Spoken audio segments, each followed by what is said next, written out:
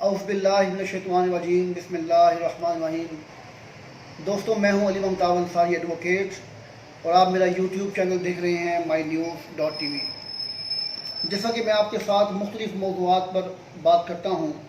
آج ایک ایسے موضوع کو میں لے کر آیا ہوں جس کے بارے میں مجھے اکثر لوگوں نے سوال کیا اور میں نے مناسب سمجھا کہ میں اس کا جواب آپ سے اپنی ویڈیو میں دوں۔ تو یہ ٹاپک ہے میرا آج کا پولیگیمی۔ پولیگیمی یعنی کہ ایک سے زائد شادیاں، یا یوں کہہ لیں کہ تعداد ازواج، کہ بیگمات کی تعداد کے بارے میں جو تعین ہے وہ آج کا میرا ٹاپک ہے۔ تو مسلم فیملی لاز آرڈیننس 1961 کے جو دفعہ ہے 6 کے تحت پولیگیمی کا جو ایک طریقہ کار ہے وہ واضح کیا گیا ہے، جس میں اگر کوئی شخص جس کی ایک شادی یعنی کہ ایک نکاح ہو چکا ہے تو وہ یونین کونسل کے چیئرمین کے ثالثی کونسل کی تحریری اجازت کے بغیر دوسرا نکاح کرنے کا مجاز نہ ہوگا۔ اچھا، اگر وہ بغیر اجازت کے نکاح کرتا ہے تو وہ جو آرڈیننس ہے مسلم فیملی لاز آرڈیننس 1961 کے تحت وہ جو دوسرا نکاح ہے وہ رجسٹرڈ نہ کیا جائے گا۔ یہ جو قانون ہے میں وہ آپ کو بتا رہا ہوں، جبکہ اس کی جو دوسری ہے شق ہے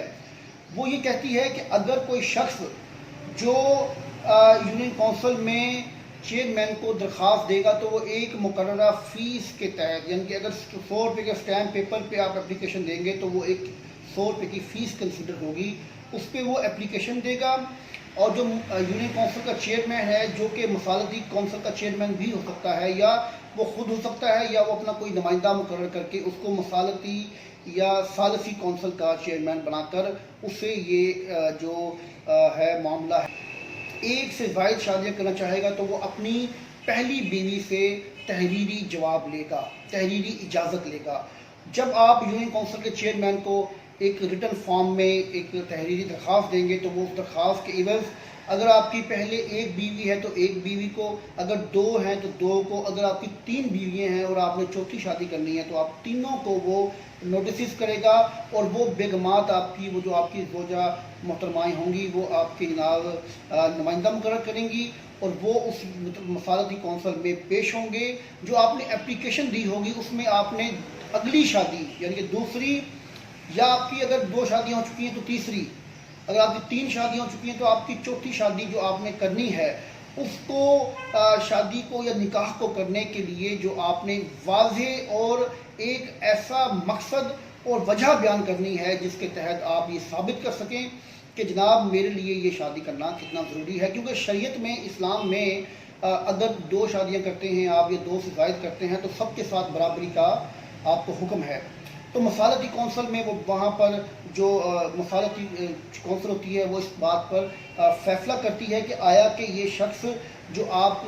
درخواست دیتا ہے اگلی شادی کے لیے وہ مطلب کہ اس قابل ہے کہ، یا اس کی جو وجہ بیان کر رہا ہے وہ درخواست میں وہ واقعی وجہ ہے کہ اس کو دوسری شادی یا تیسری شادی کرنے کی اجازت دی جائے۔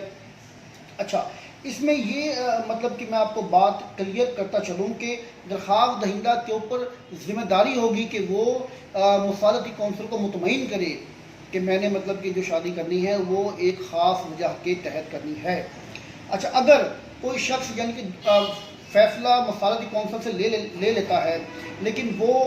کوئی بھی فریق یعنی کہ فریق اول یا فریق دوئم، خاتون یا مرد، اگر سمجھتا ہے کہ مصالحتی کونسل نے فیصلہ میرے خلاف کیا ہے یا میں اس فیصلے سے مطمئن نہیں ہوں تو وہ کلیکٹر صاحب کے پاس جائے گا اور وہاں جا کے درخواست دے گا، پھر وہاں جا کے وہ ثابت کرے گا جی کون درست ہے اور کون غلط ہے۔ اچھا، اگر کلیکٹر صاحب نے جو فیصلہ دے دیا وہ یاد رکھیے گا کہ وہ اپیلیبل نہیں ہے، اس کے بعد آپ کہیں بھی اپیل نہیں کر سکتے، ان کا فیصلہ کسی عدالت میں چیلنج نہیں ہوتا۔ اچھا، یہاں پر میں بتاتا چلوں آپ کو کہ اگر آپ نے دوسری شادی کرنی ہے تو یہ آپ کا قانونی اور شرعی حق ہے، لیکن اس کا جو قانون نے طریقہ کار بتایا ہے اس کو آپ نے فالو کرنا ہے۔ یہاں پر ایک انٹرسٹنگ سوال جو کہ بنتا ہے کہ اگر کوئی شخص بغیر مصالحتی کونسل کی اجازت کے دوسری شادی کر لیتا ہے یا دوسرا نکاح کر لیتا ہے تو اس کے ساتھ قانون کیا سلوک کرتا ہے۔ تو یہاں پر ایک چیز میں آپ کو بتاتا چلوں کہ جب آپ دوسری شادی کی اجازت لیتے ہیں تو پہلی بیوی یا پہلی بیگمات کو آپ جو حق المہر معجل یا موجل جو آپ نے طے کیا ہوتا ہے، جو نکاح نامے پہ درج ہوتا ہے، وہ آپ فوری طور پر دینے کے پابند ہوتے ہیں۔ اگر آپ وہ ادا نہیں کرتے یا آپ رقم کی صورت میں ادا نہیں کرتے اور آپ کے پاس جو اگر جائیداد ہے تو وہ جائیداد و اراضی جو ہے اس کو جو آپ کی بیوی ہے وہ کورٹ میں چیلنج کر سکتی ہے اور اپنا حق المہر وصول کر سکتی ہے۔ اور دوسری بات، اگر کوئی شخص بغیر مصالحتی کونسل کی اجازت کے، یعنی کہ اپنی بیوی کی اجازت کے بغیر دوسری شادی یا دوسرا نکاح کرتا ہے تو اس کو کورٹ جو ہے وہ 1 سال تک قید اور 50,000 روپے تک جرمانہ جو ہے وہ امپوز کر سکتی ہے۔ یہاں پر بڑی مطلب کہ جو بحث ہونے کے بعد شرعی حیثیت کو بھی جانچا گیا اور لوگوں نے یہ کہا کہ یہ ہر مرد کا حق ہے کہ وہ دوسری شادی کرے یا تیسری شادی کرے یا چوتھی شادی کرے۔ تو انہوں نے کیا کیا، انہوں نے اس شک کو ہائی کورٹ میں اور سپریم کورٹ میں چیلنج کیا۔ تو سپریم کورٹ نے ایک لینڈ مارک ججمنٹ دی جو کہ PLD 2017 SE 187 پیج میں انہوں نے واضح کر دیا کہ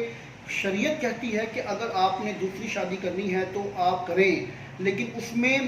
دونوں بیویوں کو، جب آپ کی 3 بیوی ہیں یا 4 ہیں تو سب کے ساتھ برابری کا سلوک کریں۔ تو یہ جو شک ہے، یہ جو پولیگیمی ہے، جس میں مطلب کہ مسلم فیملی لا آرڈیننس 1961 کے جو سیکشن ہے 6، اس میں واضح کیا جاتا ہے کہ آپ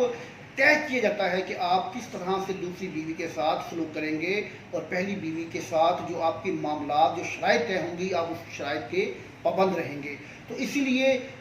سپریم کورٹ نے کہا کہ یہ شک جو ہے یہ اسلام کے منافی نہیں ہے بلکہ عین اسلام کے جو ہے وہ مطابق ٹھیک ہے۔ اسی طرح سے ایک اور ججمنٹ جو ہے سپریم کورٹ میں پاس کی، جس میں جسٹس عیسیٰ فائز صاحب نے یہ فیصلہ جو ہے وہ صادر فرمایا، وہ ہے 2012 MLD پیج ہے 1576۔ اس میں بھی سپریم کورٹ نے واضح کیا کہ شریعت میں مرد 4 عورتوں سے شادی کر سکتا ہے، لیکن ان سب سے برابری کا سلوک بھی شریعت کا ہی حکم ہے۔ اس لیے یہ جو شک ہے بالکل شریعت کے مطابق ہے کہ پہلی بیوی کی اجازت کے بغیر دوسری شادی کوئی بھی مرد وہ نہیں کر سکتا۔ میں